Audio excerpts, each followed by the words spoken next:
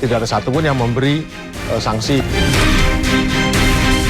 Pada saat itu Iran mengatakan tanggal 7 itu, kami sekarang tidak akan membalas 1 lawan 1. Kami akan balas 1 dengan 1,5. Kalau kamu nyerang saya 1, saya akan balas 1,5. Donald Trump sudah bilang, kita sudah dekat sekali nih sama perjanjian ini.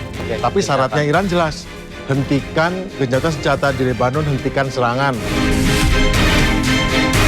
Untuk membela Israel, Amerika mengeluarkan rudal 2/3 rudal yang penangkis di sini. Israel cuma 1/3, itu kan kayak tricky gitu loh, agak curang gitu loh. Pada akhirnya kelihatannya kan dia satu jalan, tapi beda dua tujuan. Tujuan Amerika adalah jangan sampai hegemoni atau pengaruhnya di Timur Tengah menjadi rontok sama sekali. Yang paling ditakutkan adalah Iran bisa berhubungan negara lain secara normal, bisnisnya normal, orang luar negeri bisa invest di dalam Iran, kemudian Iran bisa mendapatkan peralatan modern yang terbaru, dan bila itu terjadi, maka Israel akan kalah, bersaing dengan Iran 100% kalah. Secara militer stalemate, sehingga setiap serangan Amerika dan Israel akan dibalas 2 kali lipat atau 1,5 kali lipat, yang membuat mereka rugi sehingga terpaksa menghentikan serangan. Itu artinya siapa? Ya berarti kan nggak bisa dikalahkan. Kalau nggak bisa dikalahkan, kemudian berunding, levelnya sama, berarti dia sudah menang. Yang penting sekarang perhentian permusuhan dan minyak bisa lewat.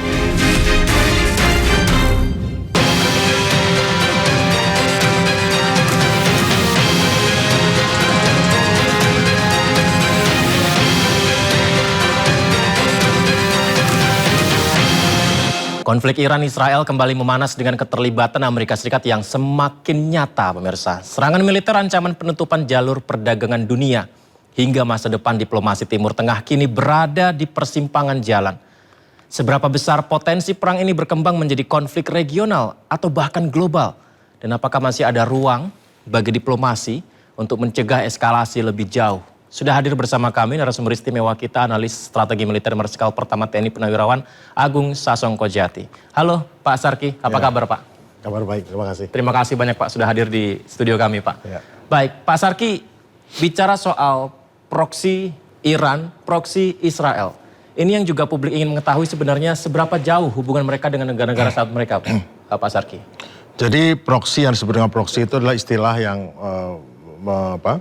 menyebutkan bahwa Iran membangun hubungan spesial dengan beberapa kelompok organisasi di negara-negara di sekitarnya, khususnya yang terkait dengan konflik Timur Tengah, yaitu organisasi seperti Hezbollah, seperti Ansar Allah, seperti Houthi, seperti Hamas dan sebagainya, yang mana proksi-proksi ini memang membutuhkan bantuan dari Iran karena mereka memang sedang dalam perjuangan untuk menghadapi khususnya Israel.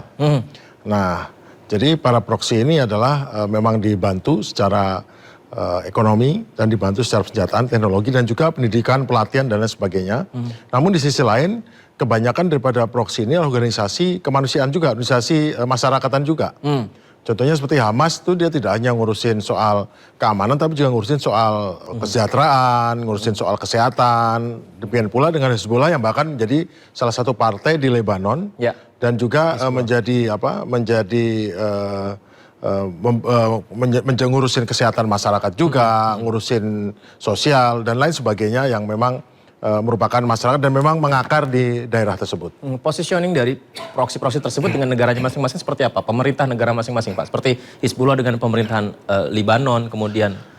Kalau Hizbullah sendiri dia, pemerintahan Libanon dia cukup kuat karena dia bagian dari pemerintahan, bahkan dia punya menteri, bahkan ketua MPR yang nggak salah dari Hizbullah ya, atau ketua DPR-nya nggak salah, terus kemudian ya bahkan dia lebih kuat daripada angkatan senjata Lebanon yang memang dibuat tidak kuat oleh situasi dan Hizbullah ya otomatis kalau nggak kuat ya Hizbullah harus karena dia adalah lahir dari penjajahan atau pendudukan daripada Israel di Lebanon yang kemudian timbullah Hizbullah sebagai perlawanan, baru belakangan Hizbullah berkenalan sama Iran. Jadi sebelumnya jauh sebelum kelahiran itu emang Hizbullah lahir sebagai perlawanan karena Lebanon dianeksasi oleh Israel pada saat itu.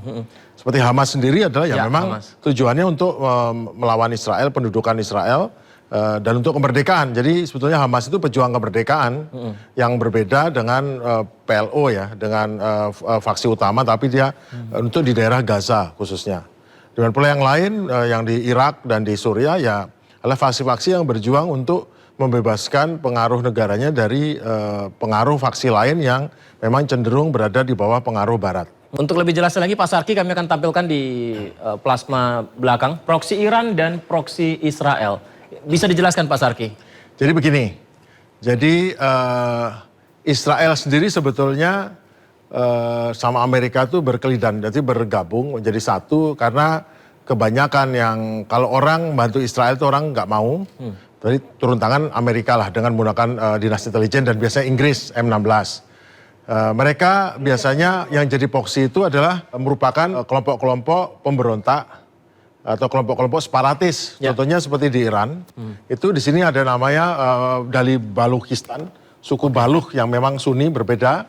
Kemudian ada Turki, kalau Kurdi itu meliputi wilayah Turki, Suriah, Irak, dan Iran, yang memang ada daerah yang mungkin mestinya zaman dulu harusnya ada Kurdistan, tetapi tidak ada karena pada zaman dahulu ternyata diserap oleh negara Iran, diserap oleh Irak, Suriah, dan oleh Turki, dan mereka sekarang berjuang. Tapi masalahnya Kurdi ini mempunyai masing-masing punya kepentingan berbeda-beda, tapi inilah kesempatannya digunakan oleh Israel dan Amerika untuk membuat perlawanan, resistensi. Jadi sebetulnya punya proksi juga. Kemudian juga ada di tempat lain, contohnya seperti di Yemen. Houthi itu salah satu faksi yang kebetulan menguasai ibu kota dan dia berafiliasi dengan Iran. Tetapi juga ada faksi lain yang berafiliasi dengan Saudi, berafiliasi dengan Uni Emirat. Dan itu mereka ribut nih, bermasalah, berselisih. Jadi sebetulnya bukan hanya Iran saja yang mempunyai proksi, tetapi juga negara-negara lain punya proksi. Dan digunakan untuk kepentingan masing-masing. Nah, namun Amerika lain. Amerika dia sekutunya ya dia juga melihara proksi, ya, tetapi juga memelihara sekutu. Namanya negara Saudi, negara Jordania, negara Israel, negara Uni Emirat, Arab. negara Qatar, dan negara Bahrain. Masing-masing negara itu bentuknya macam-macam, tapi kebanyakan adalah kerajaan. Dan memang ini sebagian negara ini adalah negara-negara yang kata orang artifisial. Kenapa? Karena kemerdekaannya diberikan oleh pihak-pihak kolonial dulu Inggris ya, yang memang mengetahui bahwa daerah ini potensial untuk menjadi sumber energi atau minyak dan gas, dan untuk itu mereka diberikan kemerdekaan atau diberikan peluang untuk membentuk pemerintahan sendiri, dan akhirnya menjadi negara-negara merdeka, namun artifisial karena sungguhnya mereka tidak berdasarkan pada suku bangsa, tetapi mereka pada suku-suku atau pada kelompok-kelompok tertentu yang sesungguhnya jumlahnya tidak memadai untuk menjadi sebuah negara. Dan akhirnya sekarang mereka di-running dengan mendatangkan ekspatriat ataupun orang-orang luar untuk menjadi pengelola di situ, menjadi pegawai, menjadi apapun aparat negara di situ. Nah, jadi sekarang di sini kita lihat di situ ada namanya Hezbollah ya. Hezbollah itu berada di Lebanon, khususnya di Lebanon dekat Beirut, yang mana mereka memang berjuang untuk memastikan bahwa Israel tidak menguasai Lebanon. Kemudian ada Hamas ya untuk memastikan bahwa Israel tidak sepenuhnya bisa berperan di Gaza, yang memang Gaza adalah wilayah Palestina. Ya. Kemudian Pasang Islami Jihad, yaitu dia berada di sama juga ya di Gaza juga, ada di tepi barat. Kemudian Houthi atau Ansar Allah dia berada di Yaman ya. Kemudian ada milisi di Syiah di Irak dan Iran, di Suriah, yang mana mereka memang kita tahu bahwa Suriah sendiri itu sebagian dari penduduknya beragama Islam, tetapi Syiah. Dan di Irak mayoritas adalah Syiah. Jadi praktis sekarang Irak yang dulu di bawah penguasaan Saddam Hussein, yang Saddam Hussein juga pernah mengikuti keinginan pihak Barat, Amerika dan Inggris dan lain-lain untuk menyerang Iran. Jadi pada tahun 79 revolusi Iran menggulingkan Shah Reza Pahlavi. Setelah itu beberapa tahun, setahun atau 2 tahun kemudian, Irak mengumumkan perang kepada Iran untuk merebut daerah di sini, daerah kaya minyak di sini. Nah, itu yang terjadi adalah Iran yang pada saat itu masih lemah sekali, harus berjuang sampai meninggal sekitar 200 sampai 250 ribu orang dengan luka 800 ribu, perangnya selama 8 tahun. Tapi Iran berhasil akhirnya tidak kalah, akhirnya kembali membuat perundingan damai. Dan nasib pada Saddam Hussein yang meskipun dia sudah mendapat bahkan dia menggunakan senjata kimia yang disuplai oleh Amerika dan Jerman. Bayangkan pada saat itu. Tapi pada saat Saddam Hussein digulingkan gara-gara dia pernah menyerbu Kuwait ya. Kenapa menyerbu Kuwait? Karena pada saat perang Iran-Irak, si Irak sendiri merasa bahwa dia membela Kuwait dari Iran, tetapi Kuwait menolak untuk membebaskan pinjamannya ataupun hutangnya, dan akhirnya diserbu dengan Irak karena sebetulnya Kuwait itu salah satu provinsi Irak. Jadi di masa lampau, Kuwait itu salah satu provinsi Irak yang sama Inggris dilepaskan dan dijadikan negara sendiri. Negara sendiri. Agar bisa dikuasai sepenuhnya. Kalau dengan Irak perjanjiannya kan lebih enak bikin negara sendiri, perjanjian soal minyak lagi. Nah itu jadi malah Saddam Hussein digulingkan dan menjadikan alasan untuk diserbu setelah 9/11. Jadi alasan yang nggak benar. Tapi sekarang setelah itu karena salah penanganan ataupun memang strateginya kurang tepat, sama seperti sekarang strategi Amerika ke Iran, strategi Amerika ke Irak malah meniadakan tentara-tentara Irak, langsung bukannya dianggap menyerah kemudian dilikuidasi ataupun dibentuk tentara baru, malah langsung tentara Irak dibubarkan, kolonel ke atas dipecat semua. Wah itu langsung kan jadi masalah karena orang kan harus hidup, harus ini. Akhirnya mereka terbentuklah gerakan-gerakan perlawanan yang menjadi cikal bakal ISIS dan semuanya. Jadi menjadi masalah. Nah jadi pada saat itu memang semua sadar bahwa Irak itu adalah sebagian besar Syiah dan memang Amerika sengaja membuat pimpinan Syiah orang kaum perlawanan resistensi waktu itu menghadap Saddam Hussein yang ada di Amerika datang ke sana orang Syiah.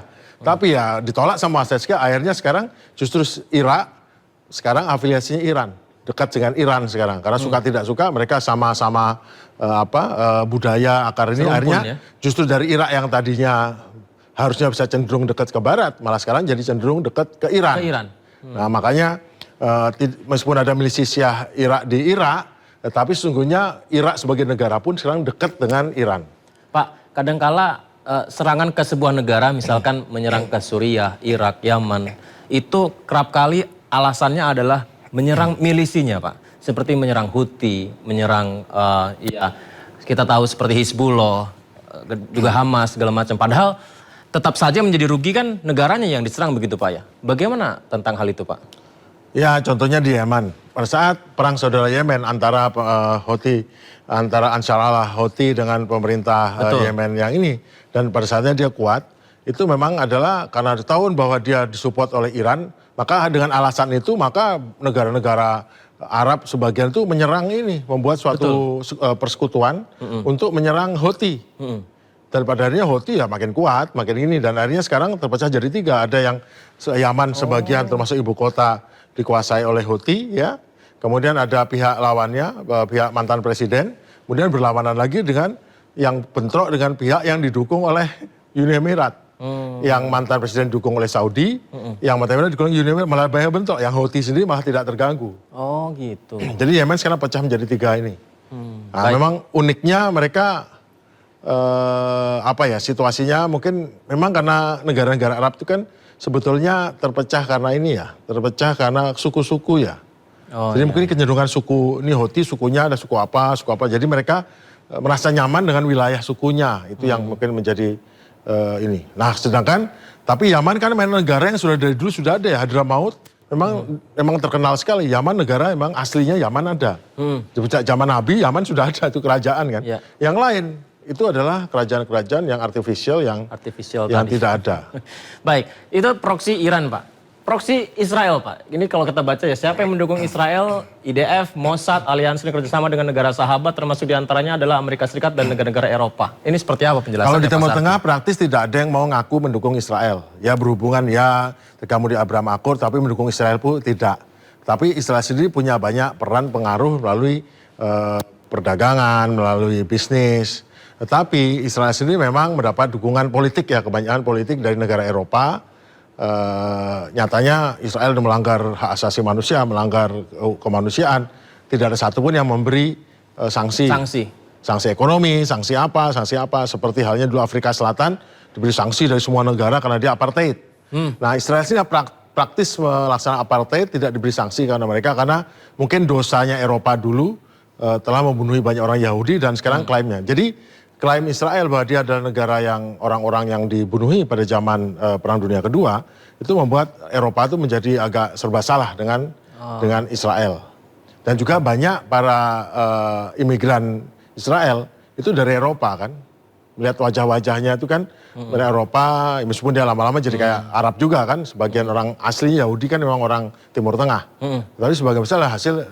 Dan kita tahu juga bahwa sebetulnya orang-orang Yahudi di Eropa itu kan semula gini. Dulu pada zaman Abbasiyah, waktu Baghdad itu sangat makmur, Islam itu banyak sekali para cendekiawan itu dari Iran.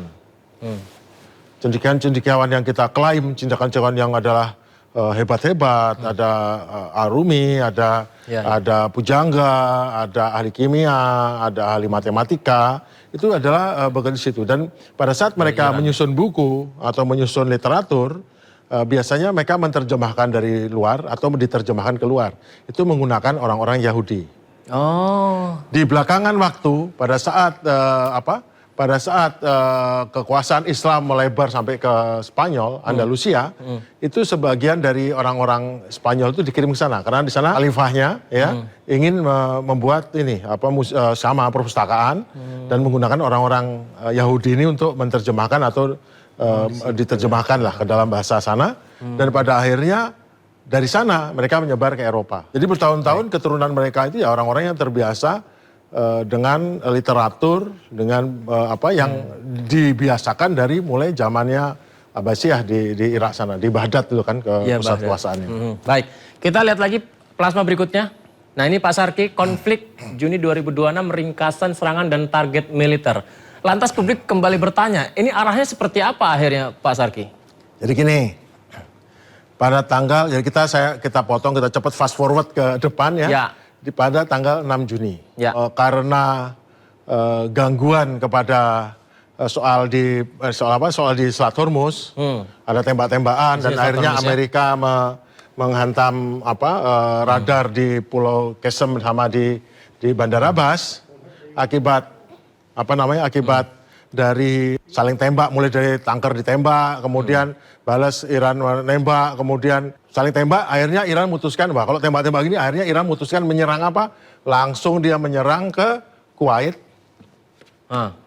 Pangkalan udara Amerika 2 disikat dengan rudal, kemudian Amerika dan Kuwait. Serangan ini sangat hebat, kenapa? Karena menggunakan kombinasi daripada menggunakan rudal jarak sedang medium range ballistic, kan ini nggak terlalu jauh kan, ini kan long range ya, menggunakan short range ballistic missile, ditembak dari tempat di Iran sini ya banyak ke Kuwait dan sini, tetapi kombinasinya dia juga menggunakan ini dari Irak, kemudian dari Irak juga mengirimkan ini.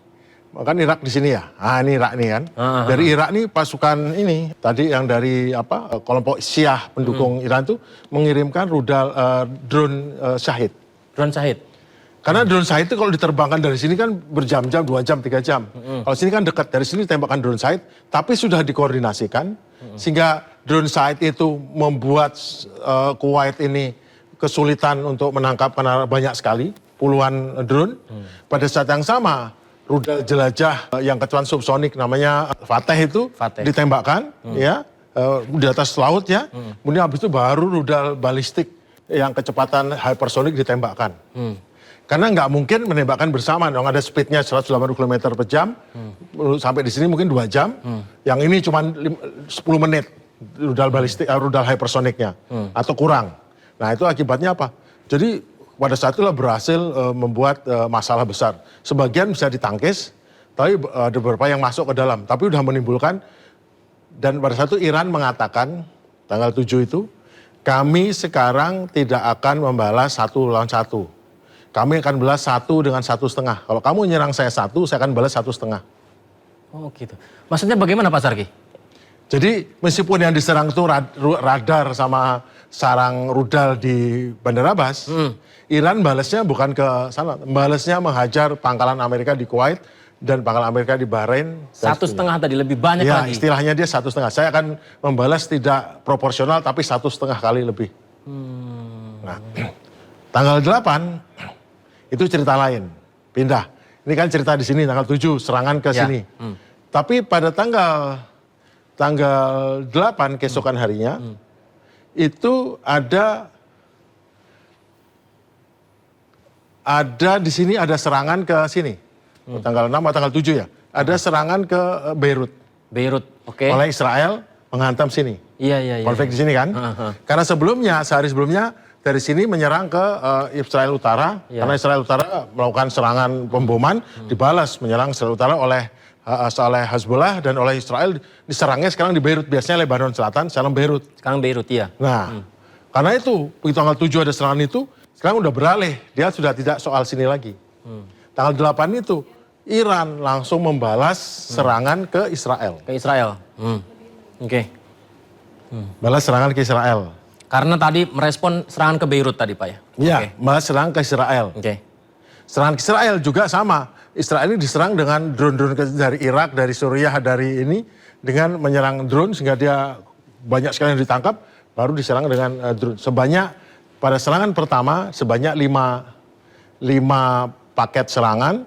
Masing-masing paket serangan terdiri dari 5 sampai 4 rudal. Rudal balistik. Ada yang hipersonik, ada yang enggak. Sebagian ditangkis lah. Wah, belum tangkis. Masalahnya bukan soal ditangkis. Biaya nembaknya itu mungkin cuma 30 juta dolar, anggaplah $1 juta satu. Untuk nangkisnya itu 30 itu, nangkisnya berarti kan 60 rudal. Jauh lebih mahal. Nah, rudal terdiri dari rudal apa? Rudal Sparrow sama rudal Arrow dan rudal Davis Sling. Yang istimewa pada tanggal 8 itu apa?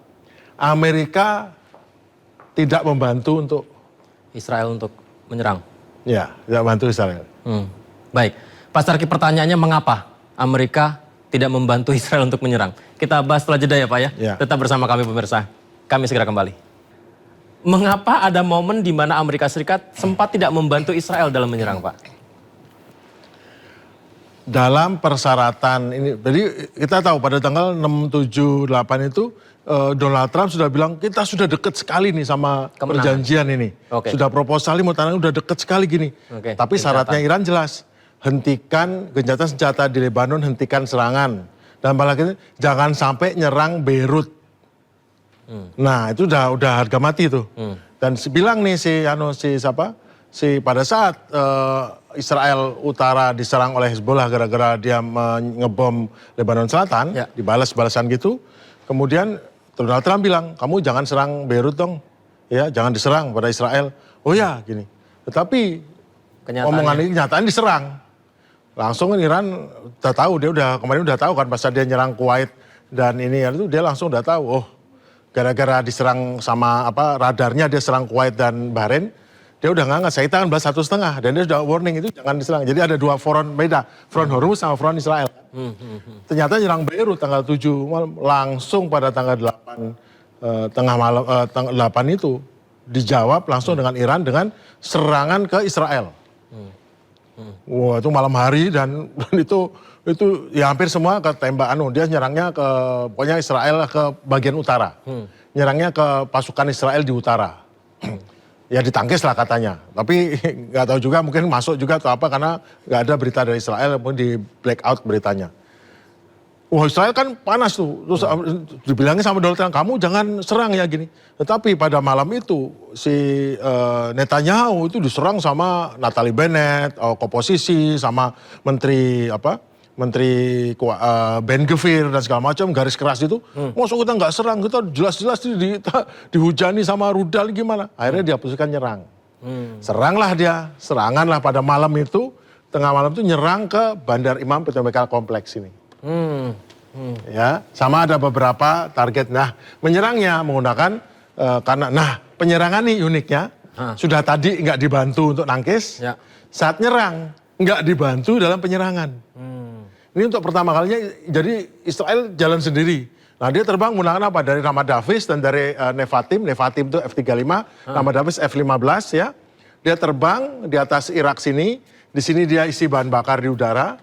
Kan sebenarnya jarak pesawat terbang itu cuma 500-600 nautical mile atau sekitar 1000 pas-pasan, dia isi bahan bakar udara. Terus dia nembak sini dan sini, tidak ada yang terbang masuk wilayah Iran. Semua terbang dengan jarak 500 km sini dilepas. Karena rudal yang digunakan rudal jarak jauh semua.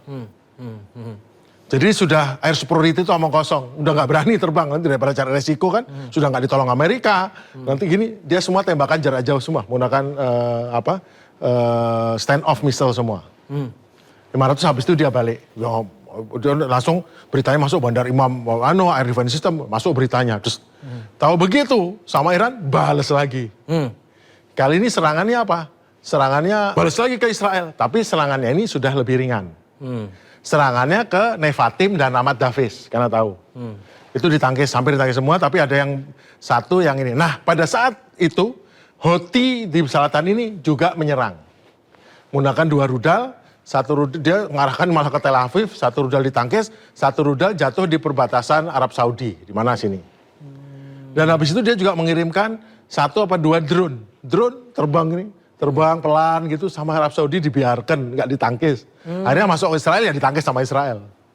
Bahkan Arab Saudi pun membiarkan ketika meluncur ya? Ya itu. Dan yang jelas saat serangan kedua ini Amerika lagi-lagi tidak membantu menangkis.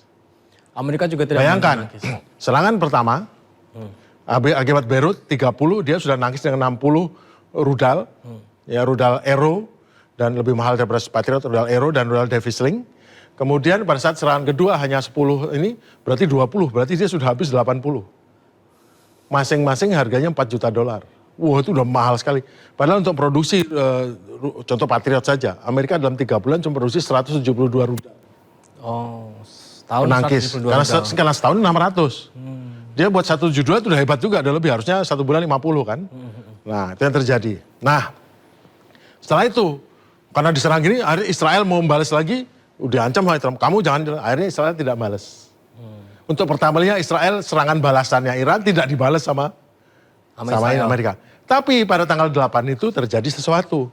Ada pesawat Apache ditembak jatuh. Ya, pada saat Amerika ya. Itu kan pagi hari ya, gelap-gelapan gitu kan. Pada saat pertama Trump bilang, nggak apa-apa itu cuma jatuh gitu, nggak apa-apa. Tapi siang harinya, rupanya yang saya dapat kabar, rupanya Israel itu udah kewalahan kan, terima ini. Kalau diserang gini saya nggak dibantu sama Amerika, gimana? Akhirnya para garis keras Amerika dengan ini, ya sudah deh kalau gitu, biar dialihkan ke kita saja. Jangan kamu, kalau kamu yang balas-balas Amerika, kamu lama-lama kehabisan alat penangkis, dan juga Iran, kalau kamu balas lagi, nanti Iran balas lagi dengan drone yang dengan rudal yang banyak, drone banyak, kamu nggak bisa nangkis. Selesai gitu. Selesai kamu. Ya sudah dialihkan Amerika. Nah Amerika beberapa jam siangnya setelah paginya Trump bilang nggak apa-apa itu, yang penting selamat orang-orang itu. Langsung berubah. Berubah. Saya harus bales gitu. Karena trigger dari Apache tadi. Ya Apache tadi pagi nggak apa-apa. Nggak apa-apa, jatuh biasa. Yang penting selamat.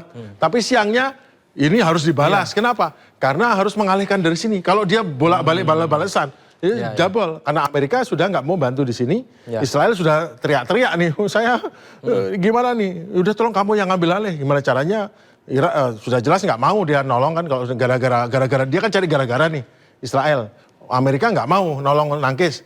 Cara untuk nolongnya ya secara politik. Akhirnya kamu kesini. Nah, Donald Trump dapat nasihat dari anak buahnya yang memang pro Israel.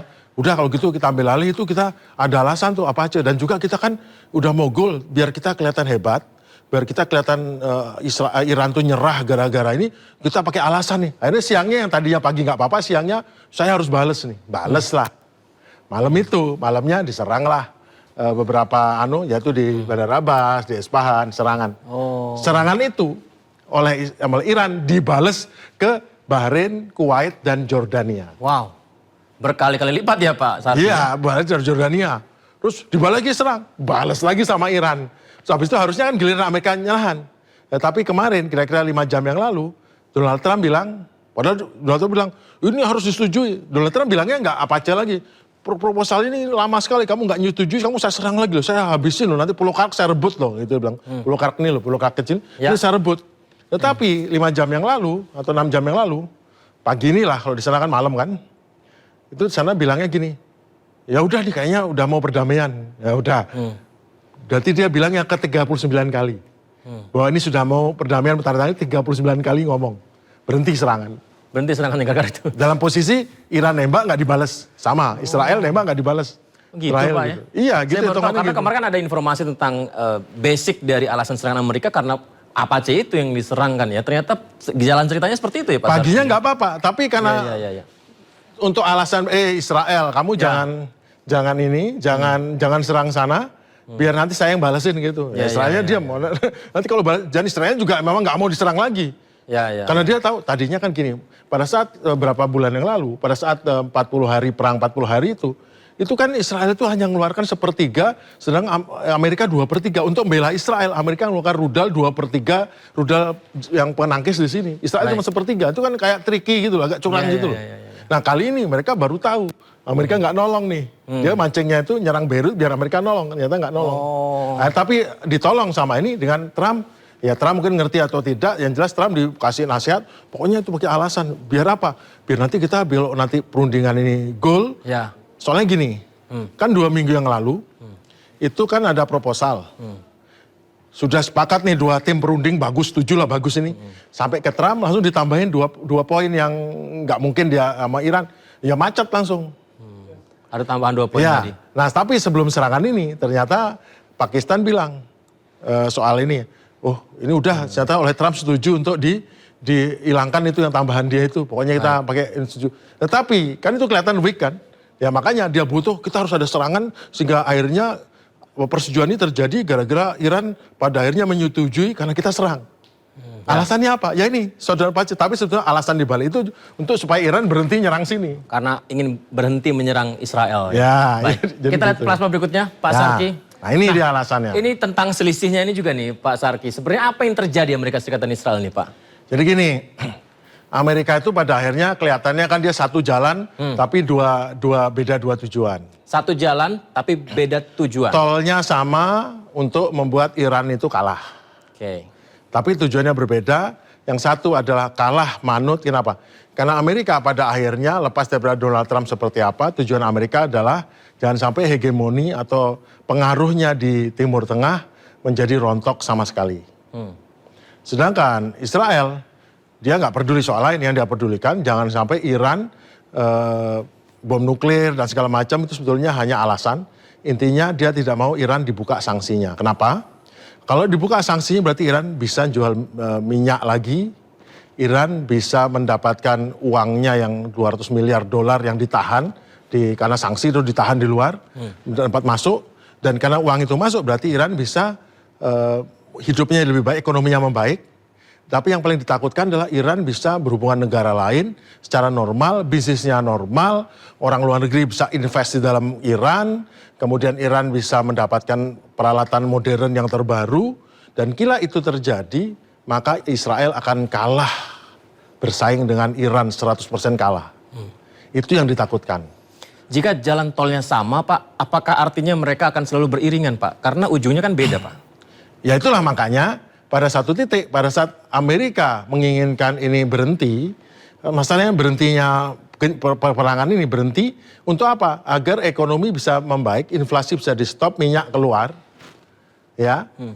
Kemudian nanti inflasi bisa dikurangi, kemudian pada akhirnya rakyat Amerika tidak lagi tertekan karena bahan bakar naik 2 kali lipat. Sama kayak kita kan sudah pada ngamuk, udah demo nih kan, gara-gara minyak naik 30% kan. Nah di sana naik udah hampir 100% di sana. Nah yang terjadi makanya dan nanti bisa berakibat pada politiknya Trump di masa depan, dan di masyarakat dunia juga mengeluh, masyarakat Timur Tengah juga mengeluh dia nggak bisa jual minyaknya gara-gara ini ya. Tapi kalau Israel kan nggak peduli soal itu. Yang penting Iran tidak dibuka sanksinya dengan cara apapun. Berarti itu yang menjadi alasan setiap gencatan senjata ada progres perkembangan, Israel selalu masuk untuk mengganggu. Betulkah demikian Pak?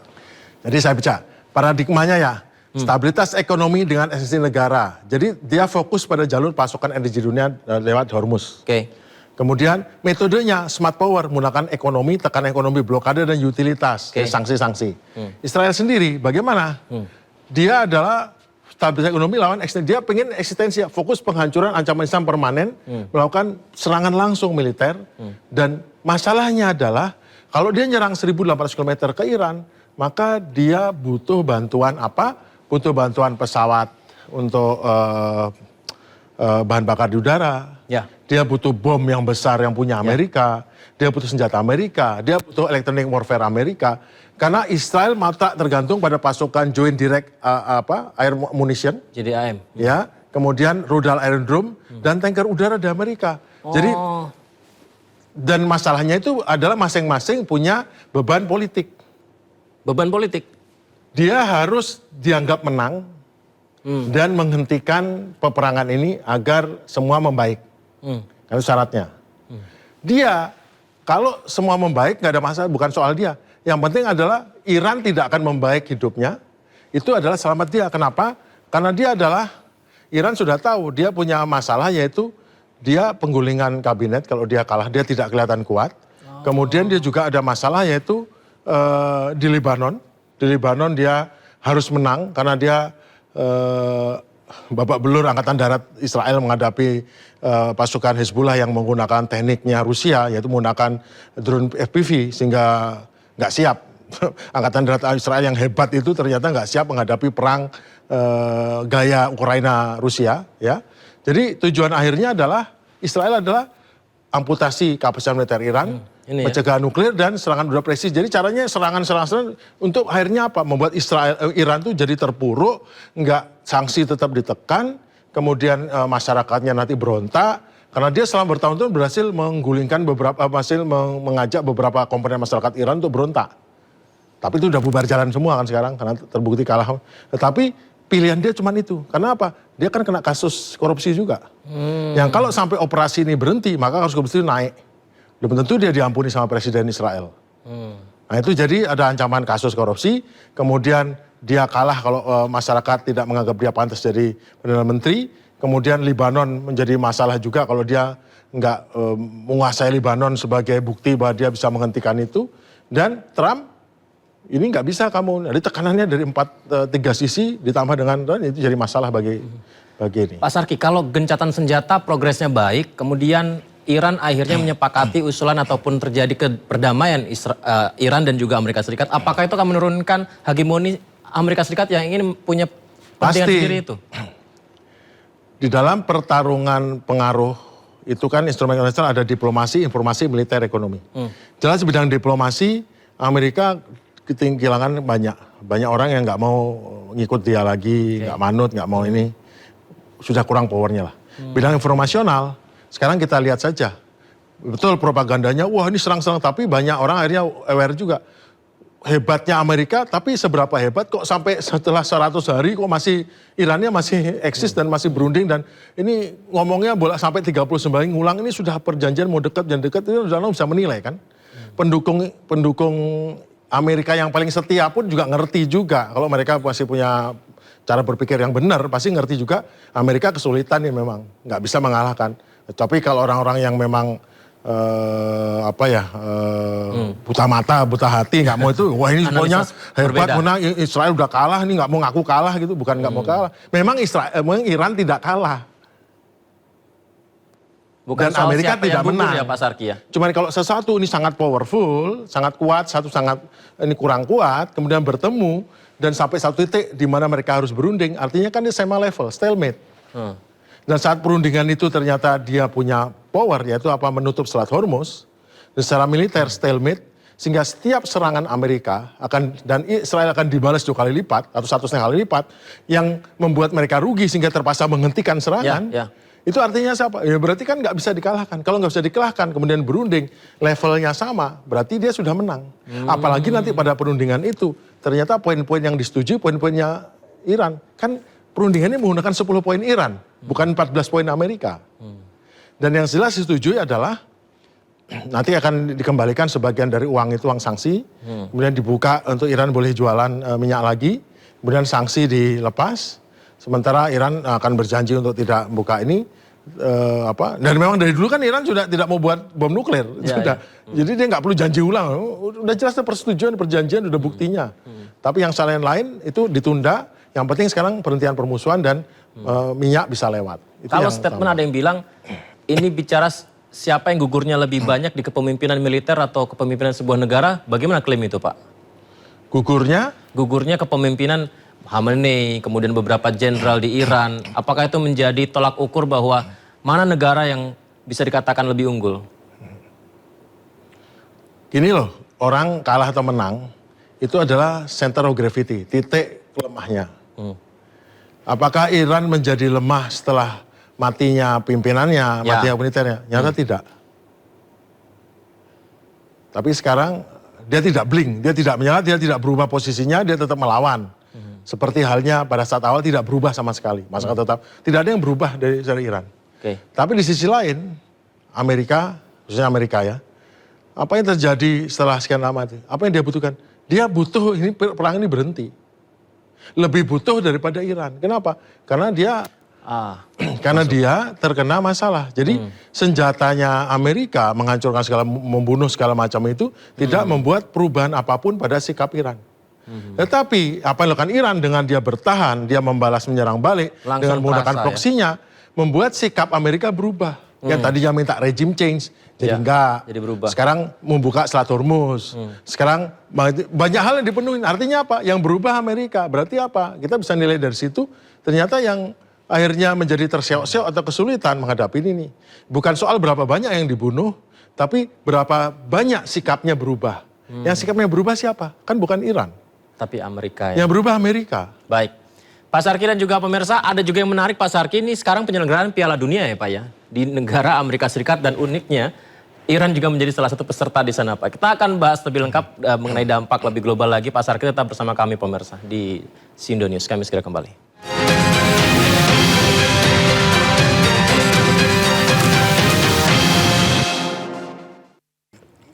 Ketegangan politik ternyata tidak hanya terjadi di medan perang. Dunia olahraga pun ikut terdampak, termasuk tim nasional Iran yang tampil di panggung internasional Piala Dunia 2026. Menariknya tuan rumahnya adalah Amerika Serikat bersama Meksiko dan juga Kanada. Kita masih bersama dengan Pak Sarki. Pak Sarki, seberapa besar Pak Sarki dampak konflik Iran-Amerika ini terhadap atlet dan tim nasional Iran yang tampil di berbagai ajang internasional termasuk Piala Dunia yang berlangsung sekarang Pak? Jadi memang harusnya tidak demikian karena yang kita ketahui bahwa ajang Piala Dunia ini adalah ajang di mana sportivitas diutamakan, di mana soal-soal politik itu agak diabaikan. Namun memang dunia ini adalah dunia itu tidak adil. Dunia itu tidak adil? Ya, jadi memang pada saat kemarin dunia masih unipolar, di mana Amerika menjadi satu-satunya negara adidaya, yang lainnya adalah masih belum. Namun sejak tahun 2017 mulai tumbuh adidaya baru yaitu China dan Rusia. Kenapa? Karena kemampuan China dan kemampuan Rusia untuk mandiri dan berhubungan langsung itu sudah menjadi tol ukur sehingga mereka dianggap negara adidaya. Bukan saja kemampuan militer, tapi kemampuan ekonomi dan kemampuan untuk mengorganize manajemen hubungan internasional, hubungan domestik membuat mereka pantas masuk negara adidaya. Nah, namun tetap pengaruh Amerika sangat besar di organisasi dunia, organisasi seperti International Monetary Fund, IMF, kemudian World Bank dan segala macam. Yang kenapa sangat besar pengaruhnya? Pertama karena di masa lampau Amerika itu adalah donatur paling besar. Kemudian kantor-kantornya itu ada di Amerika. Dan seperti biasa Amerika sebagian daripada negara-negara ekonomi terkuat di dunia, khususnya negara-negara Eropa, itu adalah pemegang hak suara yang akan menyetujui banyak peraturan di dalam IMF dan World Bank. Di mana peraturan IMF dan World Bank itu akan menyebutkan banyak hal, khususnya perlakuan pada negara-negara itu harusnya sama, tapi berbeda bila negara itu melakukan hal-hal yang dianggap bertentangan dengan demokrasi, bertentangan dengan asasi manusia, bertentangan dengan keadilan, gender dan segala macam. Bahkan terakhir juga ada LGBT soal begitu yang sekarang sudah dibongkar. Namun ini juga menjadi masalah. Nah, sebagian dari aturan itu belum berubah sehingga apalagi aturan di dalam negeri Amerika sendiri yang membuat sangat keras pada imigran, sangat keras pada negara tertentu yang dikaitkan dengan terorisme, dikaitkan dengan hal dan bahkan perjuangan-perjuangan kemerdekaan seperti perjuangan kemerdekaan Palestina itu bila ada yang pro maka dianggap bagian dari pendukung terorisme atau anti-Israel, anti-Semit. Nah itu kan sudah repot, sudah dijadikan peraturan, maka banyak negara yang akan masuk kategori itu. Nah Iran sendiri, karena jelas dia adalah kepala dari aksis perlawanan di Timur Tengah, yang memang berhadapan dengan Amerika, tidak menyetujui banyak hal, karena memang Amerika memberi sanksi pada dia, akhirnya otomatis dia kan kontra dengan Amerika karena persyaratan untuk supaya tidak kena sanksi adalah mengikuti maunya Amerika, mengikuti aturan yang dibuat normal. Jadi aturan-aturan internasional itu dibuat normal sehingga hal yang sebetulnya tidak adil itu menjadi hal yang normal, norma-norma yang normal.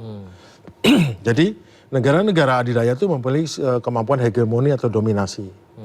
Tidak hanya mendominasi secara militer, sehingga membuat fakta-fakta pertahanan, membuat kesepakatan-kesepakatan, yang juga membuat ekonomi. Di mana dibilang ekonomi, maka ada negara-negara yang berkawan dengan dia, yang mengikuti aturan dia atau mengikuti kemauan dia, ataupun bagaimana berperilaku yang tidak merugikan dia, akan mendapat prioritas. Tapi negara-negara yang berperilaku dianggap kurang baik, tidak tepat, tidak sesuai, maka mendapatkan sanksi. Masalahnya adalah sanksi itu bila dilakukan oleh negara tersebut atau Amerikawan itu nggak masalah. Masalahnya ada namanya secondary sanction. Jadi bila ada negara yang dia sanksi, kemudian ada negara lain berhubungan dengan negara itu, maka negara itu kena sanksi juga. Nah ini kan membuat akhirnya jadi negara pariah. Tapi ternyata aturan itu juga diterapkan sampai ke bidang budaya dan bidang olahraga. Di mana bidang budaya, contohnya pada saat Rusia menyerang Ukraina karena masalah Ukraina mau masuk NATO dan lain sebagainya, itu langsung Rusia tidak boleh ikut tali balet di mana, nggak boleh ikut olimpiade, nggak boleh ikut ini atau ikut lomba nyanyi. Tetapi terbaliknya pada saat kejadian Israel melakukan yang jauh lebih kejam dan jelas dikatakan sebagai manusia, dia tetap boleh ikut sepak bola dunia, tetap ikut lomba nyanyi, seni, budaya. Artinya apa? Ya memang bahwa penerapan ataupun penegakan daripada aturan regulasi itu memang berdasarkan kesepakatan demokrasi, yang mana demokrasi itu ditentukan bagi siapa yang megang suara. Dan siapa yang megang suara ternyata bukan soal adil dan tidak. Megang suara bisa dibeli atau dipengaruhi dengan apa? Kalau dia punya ketergantungan ekonomi, kalau dia punya ketergantungan budaya, kalau dia punya ketergantungan hubungan dengan Amerika atau negara yang powerful ini, maka dia memilih untuk tidak mendukung orang ini, meskipun dia tahu orang ini tidak salah. Ada ini juga nih Pak Sarki.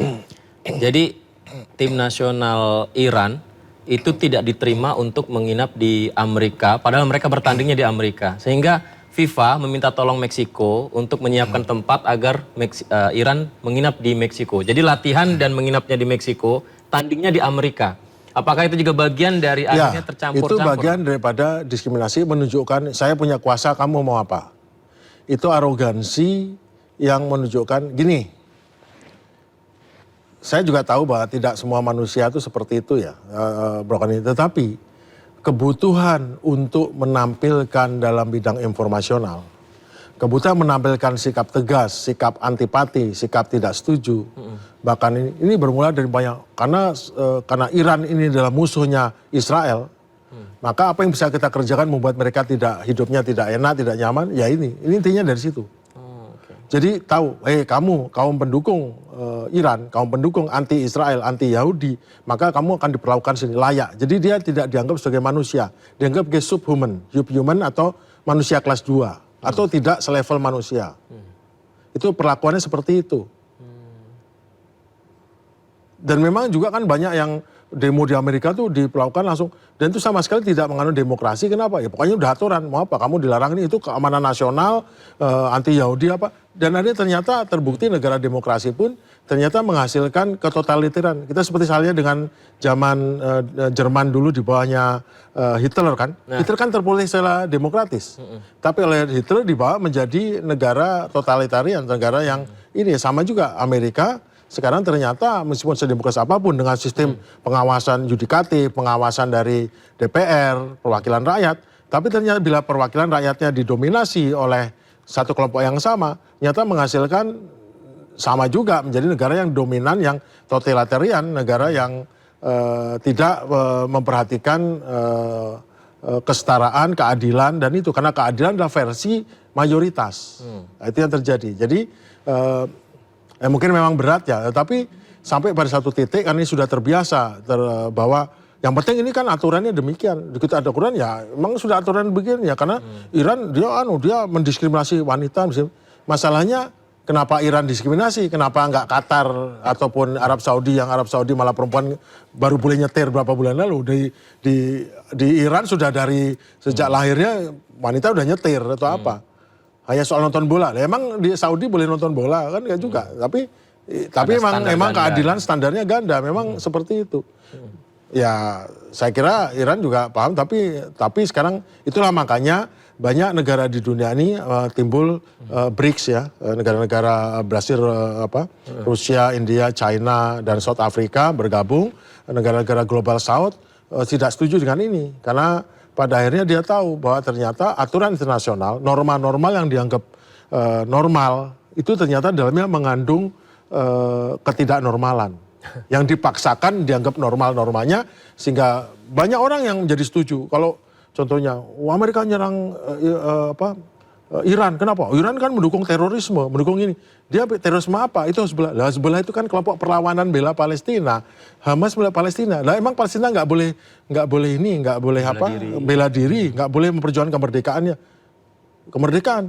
Loh, kan biasanya udah nggak mau ngomong lagi karena dia tahu kemerdekaan, tapi nggak mau. Kenapa? Di hatinya, pokoknya Amerika menang, udah gini. Kenapa? Karena dia tertanam oleh indoktrinasi melalui media massa secara bertahun-tahun, sehingga yang dia cocok itu dia nggak menerima kenyataan lain. Ketidakadilan bagi dia tuh hal yang wajar. Kenapa? Ya emang harusnya begitu dunia. Maksudnya Amerika harus benar, yang lain yang salah. Amerika penjajah gini. Nah, jadi itu makanya itulah pendidikan, indoktrinasi. Itulah sebabnya kenapa Trump sendiri membubarkan USAID ya. USAID itu bertahun-tahun kan banyak negara memberi bantuan, seperti ke Ukraina juga, tapi selama memberi bantuan dia memasukkan ke dalam kurikulumnya Ukraina untuk anti Rusia itu jelek, Rusia ini. Iya seperti itu. Sama kayak di negara-negara Asia Tenggara dulu pada zaman anti komunis kan, wah itu kurikulumnya semua seperti itu ya. Mungkin kita lihat itu benar-benar saja, tetapi kan sekarang sudah bertahun-tahun kemudian, sekarang ya nggak bisa kita menggunakan framing atau agenda setting ataupun propaganda untuk merubah pikiran orang untuk menjadi tidak adil atau menjadi menjadi memihak dengan merasa benar pihak ini hanya karena itu adalah norma yang dianggap universal. Pak Sarki, dalam sepak bola adil itu juga menjadi isu yang diutamakan, fair play yang selalu digaungkan FIFA ya Pak ya. Terus ada beberapa kali momen ketika pertandingan berlangsung dengan berkualitas, kemudian pemain bisa menunjukkan betapa ini bisa fair, menjadi persatuan begitu. Mungkin nggak Pak sepak bola bisa meredakan ketegangan Amerika dan Iran? Ya selama FIFA bisa menegakkan itu ke bawah ya. Tapi FIFA sebagai badan dunia yang berada di pengaruh dari IOC, di bawah pengaruh lainnya, apakah dia bisa bertahan dari hegemoni Amerika? Nyatanya FIFA diam saja nih soal Iran melakukan seperti itu. Karena ada alasannya, ini loh aturannya, kenapa ini, saya udah bagus loh, orang Iran boleh masuk, udah bagus, ini aturannya loh, jadi dasarnya aturan. Padahal jangan lupa, Rubio pada saat masuk Cina, kan nggak boleh, kalau dia ganti nama ya? Disanksi, sama Cina dengan mudahnya diganti namanya atau diganti penulisannya, langsung boleh masuk. Iya. Nah itulah Amerika tidak punya, bukan Amerika, ya orang-orang sana tidak punya keluasan itu pokoknya. Nah sementara kita di Asia atau Global South hidup itu berjalan tidak itu lebih rileks, lebih ini, dan kita tidak seperti itu kaku-kakuan. Karena bagi mereka, saya nggak tahu kenapa orang contoh seperti Yahudi itu pokok segalanya, kenapa? Ya karena itu ditanamkan di bawah Yahudi itu, mau Yahudi berbuat apapun, seburuk apapun, kita harus bela. Kenapa? Karena itu Yahudi. Kenapa begitu? Karena dia utusan Tuhan, karena itu larinya langsung ke agama. Itu hal-hal yang seperti itu tuh, padahal dia menentang karena itu radikal, itu Iran itu radikal ya. Mullah itu radikal. Dan di sini dia sendiri juga radikal, bela suatu hal yang tidak adil, yang melanggar kemanusiaan, yang melanggar asasi manusia atas nama Yahudi dulu teraniaya, itu kan juga radikal, sikap radikal. Cuman karena tidak ada yang melabel itu radikal, dia nggak bisa radikal. Ya tinggal tunggu aja. Nanti kalau sudah dunia udah berubah menjadi agak seimbang, maka yang radikal tetap radikal. Maka itulah pentingnya sekarang kenapa dunia ini menjadi tidak dikuasai hanya satu sisi, tetapi memiliki banyak pilihan, banyak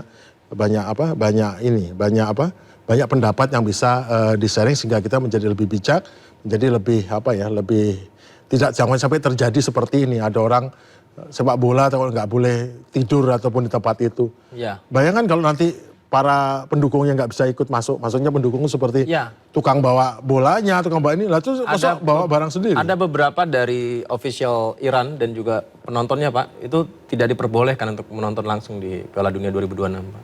Tidak ada tiket salah satunya juga kepada supporter Iran. Kan? Iya, itulah makanya. Saya juga pengen tahu tuh pendapatnya pendukung Amerika untuk seperti ini apa. Tapi saya kira kalau orang-orang semacam itu mesti, oh ya memang negara teroris, negara penjara, ngomongnya gitu kan. Tapi di mata hatinya buta untuk nggak ngelihat. Di sisi lain yang kamu bilang negara yang merdeka membela itu apakah berbeda, kan sama saja. Cuman ya karena kamu seneng kamu menjadi tidak membutakan mata hati untuk ngelihat seperti ini. Kan sekarang sangat tidak adil. Sepak bola yang semuanya harus bisa ini bisa bebas, bisa nonton, bisa gembira. Baik. Boleh diminum dulu Pak. Mungkin ini kita menarik sekali pembicaraannya dengan Pak Sarki. Dan Amerika diam-diam setiap hari selama beberapa waktu ini sudah mengeluarkan sekitar 10 juta barel dari reserve, dari cadangannya untuk mengkompensasi. Tapi itu pun juga tetap susah untuk menahan, harus naik dari mulai angka, kita ingat angka 65, 67, sekarang udah naik 90, sekitar $20. Tapi kan Amerika nggak bisa nahan itu terus.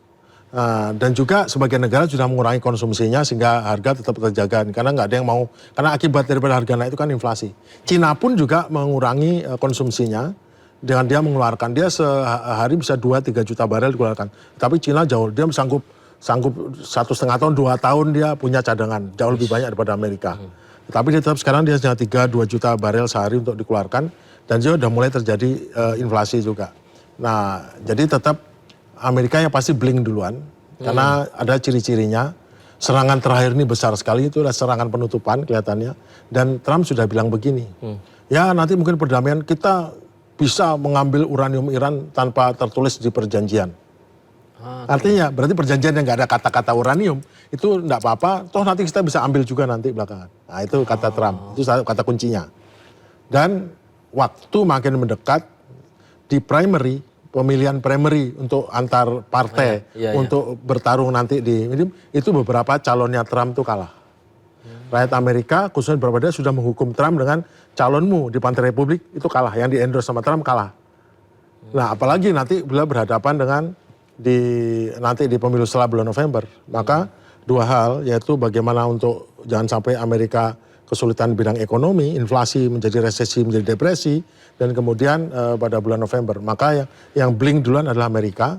Meskipun nanti perdamaiannya tidak perdamaian ini, tapi mungkin perdamaiannya bersifat dingin, di mana tetap Amerika, Iran akan ada nggak enak hidupnya atau ini, tetapi pasti dibuka, Iran dapat uangnya, dapat ininya, tetapi nuklirnya juga mungkin tidak dikembangkan. Tapi yang jadi masalah tetap Israel. Di mana Israel pasti cari gara-gara, kenapa?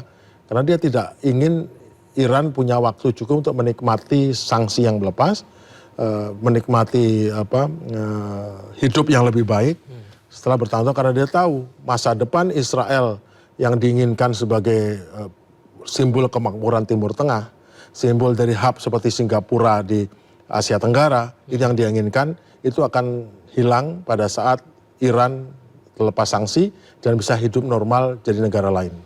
Jadi pesaingnya akan mengalahkan Israel, itu yang ditakutkan oleh Israel. Oke, baik. Pak Sarki terima kasih banyak Pak. Mungkin kapan-kapan kita bisa ngobrol kembali Pak ya. Terima kasih banyak Pak Sarki sudah mampir di sini. Dan pemirsa, konflik Iran, Israel dan Amerika Serikat telah menunjukkan bahwa satu percikan di Timur Tengah dapat berdampak pada keamanan ekonomi dan stabilitas dunia. Di tengah ancaman eskalasi dan ketidakpastian, harapan terbesar tentu ada pada diplomasi dan komitmen bersama untuk mencegah konflik yang lebih luas. Baru saja kita berbincang bersama analis strategis militer Marsikal Pertama TNI Purnawirawan Agung Sasongko Jati Sarki atas analisisnya pemirsa. Terima kasih, saya Yudi Handel pamit undur diri. Sampai malam. Sampai jumpa.